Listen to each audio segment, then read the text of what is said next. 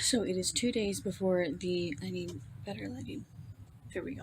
2 days before the Jane Austen picnic that I will be attending, and I have my costume finished. I have my friend's costume finished, and I really want to show you her costume because it is so incredibly gorgeous.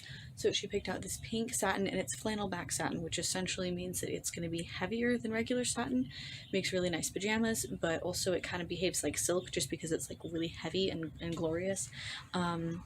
And then she also picked this layer to go over it. Initially, we had picked this kind of pretty white and pastel embroidered one, but then she saw the ivory one and like it was love at first sight. So this part, gosh, this is not a good setup. This part is detachable. Like, it looks pretty now, but wait until you see it on her. And I'm not just saying this because I know she's going to see this video, but she looks incredible in this. And yeah, this is definitely like my best work ever. I'm so incredibly excited. And I also made these matching purse thing, which was super incredibly simple. I just used some scraps that were left over. And then she has the bonnet at her house, so you will see that eventually. Also, this is my bonnet. It is not entirely finished yet, but I still need to do the ribbons. And then you will recognize this dress from another video, but I did add some black ribbon to the neck and the cuffs, and yeah, it's gonna be a fun weekend.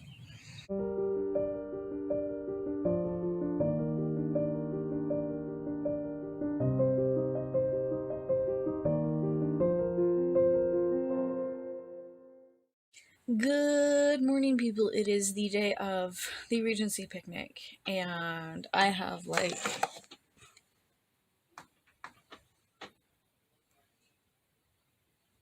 about an hour. Yeah, about an hour before I need to get ready to go. And yeah, I have stuff to do. First, I need to take out my hair things, which I hopefully will show you how to do that. And do the rest of my hair, and then gather up all my stuff, and then get the food ready, and then sunscreen myself so I don't turn into a cherry tomato, which is definitely a thing. I have burned through tinted windows before. Yeah. And also keep my Facebook group in control, because it's like I just got like 27 new members as part of this crazy group, and like, yeah, they're a bit unruly. And now for the part of the show where I show you how to do my hair. So I just kind of did like a little half bun. I pulled the ponytail about halfway through. It was a very, very high ponytail. And then I brushed that out and twisted it. And the audio was really, really funny in this clip because we sounded like mice, so I left it in. But I just wrapped this thing around the base of the bun that I had.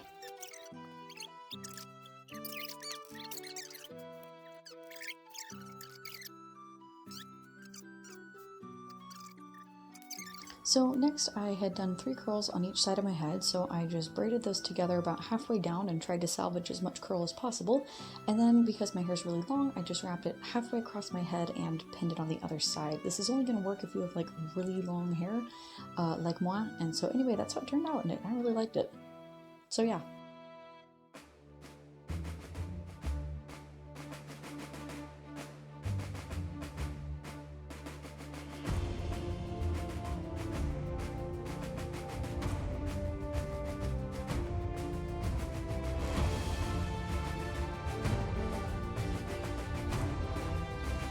Your accusers need to elaborate a little bit about these shenanigans, my lady. Let's hear about. Do I need to say more? You agreed to marry him. That's quite the shenanigans, right? That is quite the shenanigans. I must admit. Especially for a pirate. Of course, it is quite that. You look amazing, but. How does it feel to be locked up for your shenanigans? It is a new experience.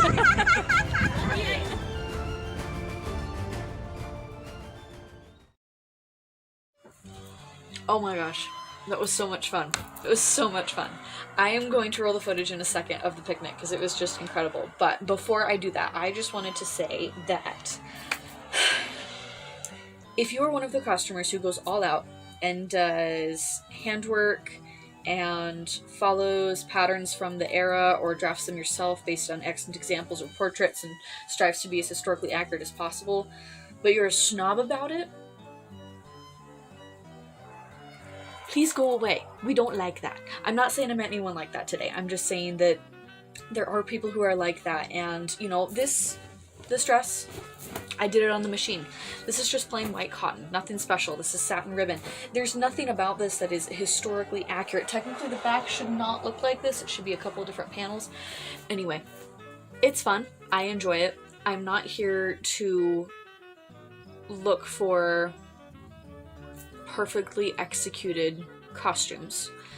I save that for my critiques of Hollywood because they have Hollywood budgets, and thusly, what are you doing? Where are the stupid bonnets?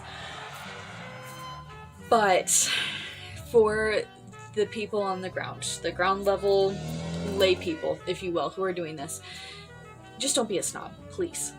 I beg of you. You're not fun to be around. However, this is something I experienced today, and it's not really something I've ever really experienced before, but this was just neat. So there was a guy who was there who I've seen at a couple of different reenactment events, and you'll see him in a second. He's in the red coat uniform, and before he had gotten into the red coat uniform, he was just wearing your typical Regency gentleman jacket and breeches and all that, and a top hat. And I had recognized him. I decided I was going to go introduce myself because I'm like, you know what, we've seen each other a few times. And so I introduced myself to him, and the second we started talking, he took off his hat. Because that is how a Regency gentleman would interact with a lady. And I was so impressed by this. Like, it just stuck with me for the rest of the day, because this is someone who cares about costuming and cares about accuracy, but not only just costuming accuracy, mannerism accuracy as well. And that was really cool, because for a moment I kind of forgot I was in northern Utah at a Regency event. I could have been in Regency England, and we could be interacting at some kind of event, you know. And so it was really neat because it was a very immersive experience. And I'm not saying that you need to stay in character constantly. Please don't do that. I have met people who do that at Renaissance fairs and whatnot, and they're honestly really hard to interact with because they're just like, they know what they're going to say, they know how to act. And for people who have either not experienced that before or they've never really experienced that era, it's awkward. It's really awkward. It's hard to engage with someone. It's hard to ask them questions if they're just, you know, I am Queen Elizabeth. You know, it's like, you're not. Anyway, that being said, if you can do any research, this is just going to elevate everyone's experience, yours and everyone around you. If you can do any research into the era and just discover a couple of little nuances about how people would behave, how they'd interact with each other, that's going to be really, really valuable to you. So, you know, for example, for the ladies, if when you're introduced, just drop a little curtsy. It doesn't need to be, you know, super extravagant, but just a little curtsy. And that's all you need to do. The gentleman, tip your hat. It might be tiny, but it's really going to create an incredibly immersive historical experience for everyone. Because we do this, at least I do it, for the purpose of understanding better how people in the past lived, how they interacted with one another, what they spent their time on, how they functioned doing everyday tasks in this type of clothing. So when you add in these little bits and pieces of certain mannerisms and behaviors that we don't use anymore, that's really going to pull people out of the 21st century back into whatever century you were trying to replicate. And that is just, that's invaluable. So, that being said, cue the shenanigans and the frolicking and the maypole dancing and the interviews, because it was an awesome day. So, here we go. So I just realized that the longest part of the video was me lecturing y'all on historical stuff. So anyway, here's some fun things. We learned how to do maypole dancing, which was very fun, if slightly confusing. So yeah, there's that. I hope you can understand what's going on. Oh, and then I did some interviews. So yeah, enjoy this. I am a cosplayer, first and foremost. So I did King George III that I played Juliet for, and I studied how to do a men's suit accurately so I could, you know, layer it properly and everything. And then I just got hooked. I started with the American Civil War back in the early 2000s, back in college. Nice. It's just I've always kind of been in history, and I'm a very visual learner, so being able to like touch things, feel things, I find very, very helpful. Cool.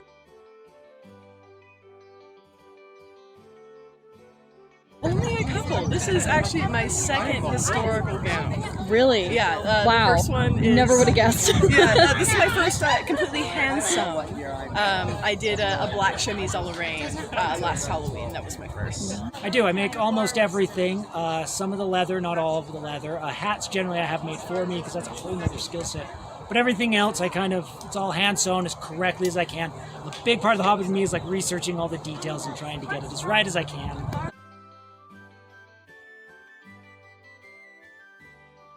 I can't say I have a favorite. This is the one I love the style. I love the look. I love the big hats. I love the flashy colors. So yeah, it's one I definitely think is great. Of the 1790s, honestly, they're super fun. They're very comfortable, and they're kind of like the sweatpants. I've heard them called of the Georgian era. That's fantastic.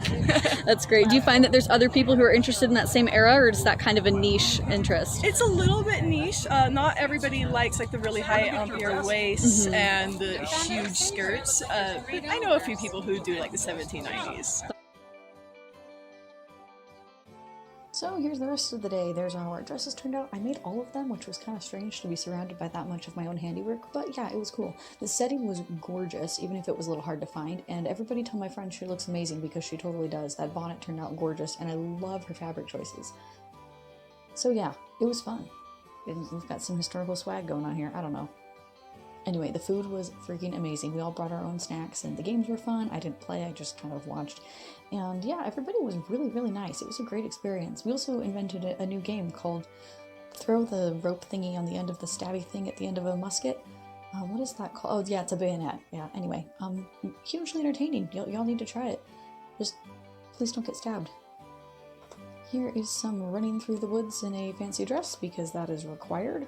By the way, did you know it's really awkward to film something that you are going to make slow-mo later, but at the moment it's just you running like heck through the trees, and then you're like, yeah, trust me, this is gonna work out. Yeah, so that was fun.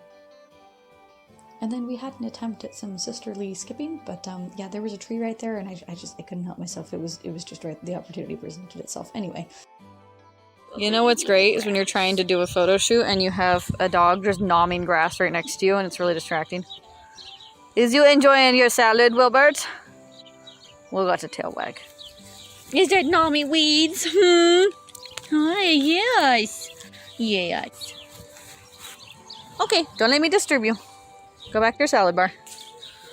Weirdo.